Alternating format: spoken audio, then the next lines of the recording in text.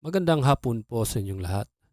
Narito na po ang resulta ng Lotto ngayong 5 p.m. draw, June 23, 2026 para sa mga games na 3D Lotto at 2D Lotto.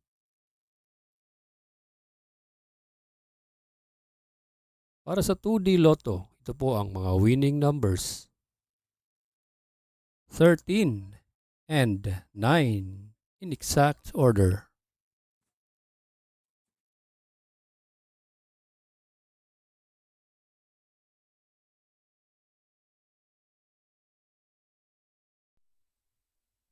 Kung bago ka pa lang sa aking channel, pwede kang mag-like, share, at subscribe para updated kayo sa mga PCSO lottery results araw-araw.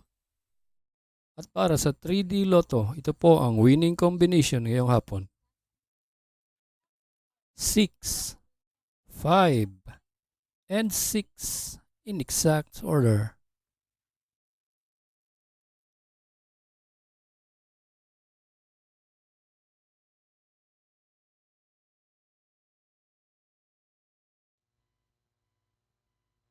Salamat po sa panonood ng Lotto Results Today by Mr. Wi-Fi.